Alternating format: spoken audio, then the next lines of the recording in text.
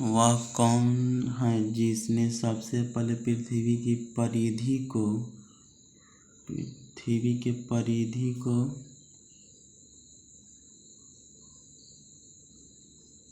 वह कौन है जिसने सबसे पहले पृथ्वी की परिधि को मापा था? तो वह एरेटोस्थेनीज था।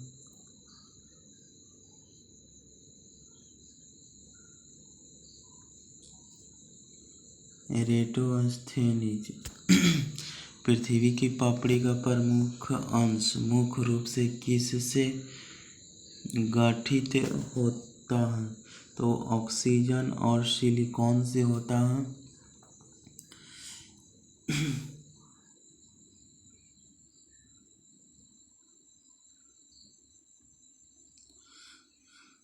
पृथ्वी सूर्य के चारों ओर घूमती है, इस सिद्धांत को पेश करने वाले प्रथम व्यक्ति कौन थे?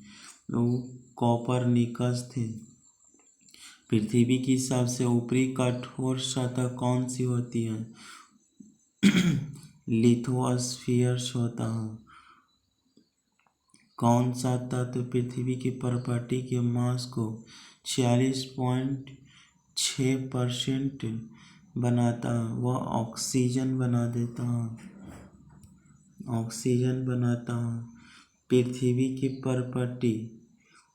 की प्रॉपर्टी का आधा भाग किस खनिज से बना होता है? फील्डस्फीयर से बना होता है। सबूत बताते हैं कि पृथ्वी पर जीवन का अस्तित्व करीब कितना वर्ष है? तो 3.5 बिलियन वर्ष। पृथ्वी के बारे में कौन बातें गलत हैं? निम्न में से कौन बातें गलत हैं? यह सबसे घना ग्रह है, या फिफ्थ सबसे बड़ा ग्रह है, इसे लाल ग्रह कहते हैं, या यह सूर्य के तीसरा ग्रह। तो ये इसमें से चारों में से ए सही है, ए सही है, ए सही है, लेकिन जो सी है वो मेरा आंसर होगा, यह गलत है। लाल ग्रह हम मंगल को कहते हैं, पृथ्वी को नहीं। पृथ्वी की परिधि कितना है? वह 40,000 किलोमीटर है। पृथ्वी की जो परिधि है वह 40,000 किलोमीटर है। पृथ्वी के तल के नीचे पिघले पत्थर को क्या कहते हैं? मैग्मा कहा जाता है। पृथ्वी की कोर अर्थात केंद्रीय भाग को किस नाम से जाना जाता है? वह परितारक केंद्र यानी कि सेंट्रोस्फीयर के नाम से जानते हैं। नीफे किससे संबंधित होता है? तो नीफे भूमि का क्रोर से संबंधित होता है। भूमि के क्रोर से संबंधित होता है। मिश्रित धातुओं और सिलिकेटों से बनी धरती की परत क्या कहलाती है? वह प्रवार कहलाता है। मेंटल कहलाता है। पृथ्वी का अपना वायुमंडल क्यों है? क्योंकि यहाँ पर गुरुत्वाकर्षण शक्ति है।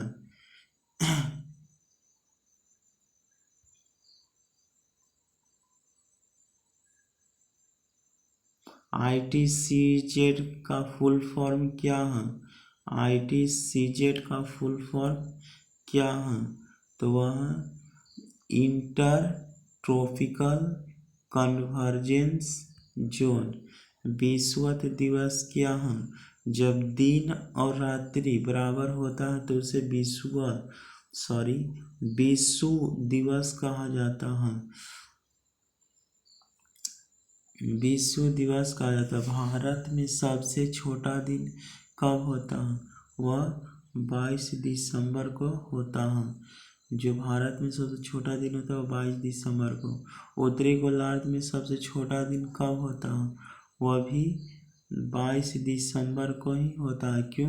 क्योंकि भारत उत्तरी गोलार्ध में ही पड़ता है। उत्तरी गोलार्ध में सबसे लंबा दिन कब होता है? वह 21 जून को होता है। 21 जून को सबसे लंबा दिन होता है उत्तरी गोलार्ध में। उत्तरी गोलार्ध में सबसे लंबा दिन होता है। दोनों गोलार्धों पर समान दिन और रात कब होता है?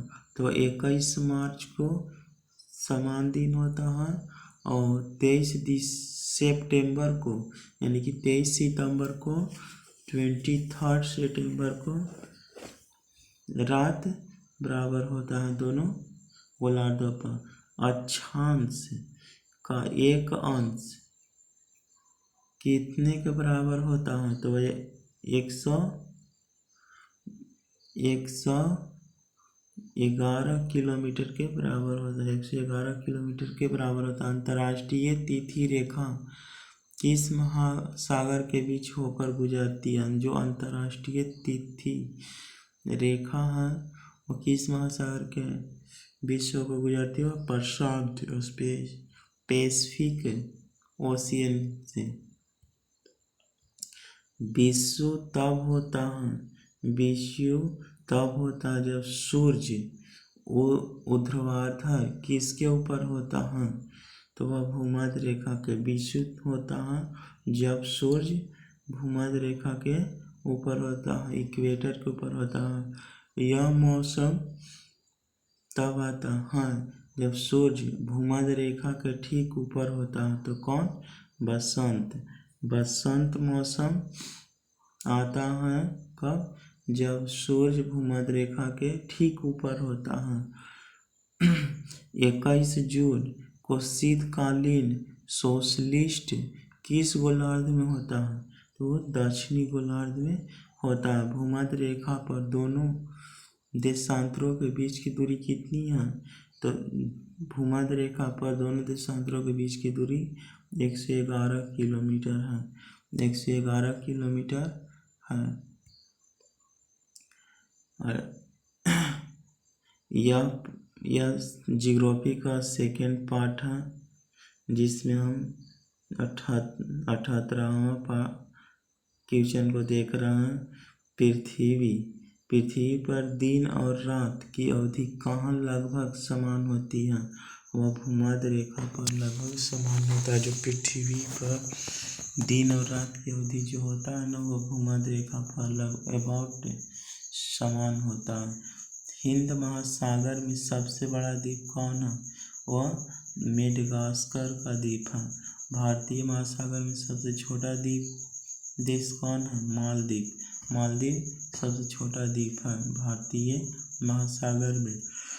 कौन विवर्तनिक प्लेट दक्षिणी अमेरिका प्रशांत महासागरीय प्लेट के बीच स्थित है? तो वह नज़्का है।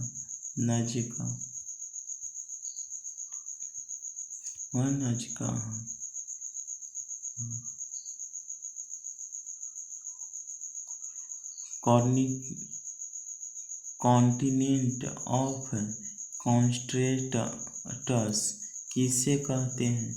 वह एशिया को कहा जाता है। कॉन्टिनेंट ऑफ कॉन्ट्रेस्टस एशिया को कहा जाता है। महाद्वीपीय संहति मुख्य रूप से खाली स्थान और एल्यूमिना जैसे खनिजों से बनी होती है। तो वह आयरन ऑक्साइड और एल्यूमिना जैसे खनिजों से बनी होती है। विश्व का सबसे बड़ा द्वीप समूह कौन है? ग्रीनलैंड है विश्व का सबसे बड़ा द्वीप समूह। आपस में जुड़े द्वीप समूह को क्या कहा जाता है? वह आर्किपिलागो कहा जाता है। जब आपस में द्वीप समूह जुड़ा रहता है तो आर्किपिलागो कहते हैं। 85 क्वेश्चन को देखते हैं। महाद्वीपीय बहाव सिद्धांत की प्रस्तावना किसने दी थी? वह अल्फ्रेड वेगेनर ने महाद्वीपीय बहाव सिद्धांत की प्रस्तावना दी थी। महाद्वीपीय विस्थापन सिद्धांत के अनुसार सभी महाद्वीप एक अकेले भूखंड का भाग थे जिसका नाम था पैंजिया क्या है? महाद्वीप। सभी महाद्वीप एक ठगा था, जिसे उस भूखंड को पैंजिया कहा जाता। महाद्वीपीय विस्थापन सिद्धांत के अनुसार सभी महाद्वीपीय एक भूखंड का भाग थे जो किस नाम के एक विशाल महासागर से घिरे थे, तो वह पैंथेलासा था। यानी कि जब महाद्वीपीय भूखंड था, एक था, अकेला था, तो वह किस महासागर से जुड़ा था, वह क्या नाम था पहले उसका, तो पैंथेलासा था नाम, पैंथेलासा। कौन मुख्य विवर्तनिक प्लेट है, तो वह प्रशांत महासागर की प्लेट होता है। कौन विवर्तनिक प्लेट फिलिपियन व इंडियंस प्लेट, यानी इंडियन प्लेट्स पर न्यू गिनी के उत्तर बीच स्थित है, वह कैरोलिन है। अंध महाद्वीप है कहाँ, अफ्रीका। अंध महाद्वीप अफ्रीका को कहते हैं। विश्व की सबसे बड़ी coral reef great barrier reef कहाँ स्थित है, तो ऑस्ट्रेलिया में स्थित है। ऐसे भी जहाँ भी अगर ग्रेट लगा जाए तो उसका आंसर लगभग अबाउट में ऑस्ट्रेलिया ही होता है, क्योंकि ऑस्ट्रेलिया में सबसे अधिक ग्रेट का प्रयोग किया जाता है। और आगे देखते हैं, ये लास्ट भाग है। विश्व के महासागर में किस महासागर का सर्वाधिक चौड़ा महाद्वीप शेल्फ है, तो आर्कटिक महासागर का तटीय भाग, जो संरचना के अनुसार महाद्वीपों के मुख्य भूभाग है, क्या कहलाता, महाद्वीपीय शेल्फ कहलाता है।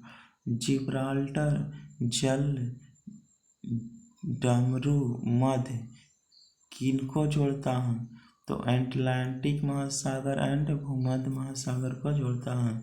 जो जिब्राल्टर जल डमरू मध्य होता है, वह अटलांटिक महासागर का भूमध्य सागर को जोड़ता है।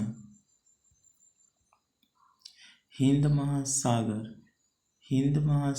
महासागर के सबसे गहरी खाई कौन है, तो जावा खाई है। हिंद महासागर का जो सबसे गहरी खाई है जावा खाई है। गर्म एवं ठंडी समुद्री धाराएं किसके कारण चलती हैं, जो गर्म एवं ठंडी समुद्र धाराएं होता है किसके कारण चलता है, तो वह चलता है, 4 ऑप्शन दिया गया है, जिसमें से डी ऑल सभी के कारण चलेगा। देख लेते हैं, तो वह प्रचलित हवाओं के कारण भी, पृथ्वी के घूर्णन के कारण भी, एंड समुद्री जल के घनत्व में परिवर्तन के कारण भी, यानी यह सभी कारण होता है गर्म एवं ठंडी समुद्री धाराओं के चलने का। समुद्र में ज्वार, अगला क्वेश्चन, समुद्र में ज्वार भाटा अधिकांश किस कारण आता है, तो आता है पृथ्वी पर चंद्रमा के गुरुत्वाकर्षण बल के कारण, पृथ्वी पर चंद्रमा के गुरुत्वाकर्षण बल के कारण आता है। और लास्ट 3 क्वेश्चन देख लेते हैं। ला नीना प्रशांत महासागर किस प्रकार से डालती है, तो वह जल का तापमान कम कर देना। समुद्र तक पहुँचते पहुँचते नदी का प्रवाह धीमा हो जाता है। नदी अनेक धाराओं से विभाजित हो जाती है, उनको क्या कहा जाता है, तो वह वितरिका कहते हैं। और लास्ट क्वेश्चन है, लवण की सांद्रता अति लवणीय लैगूनों में कितना प्रतिशत से अधिक होता है, तो वह 100%, यानी कि 100% से अधिक होता है। Thank you.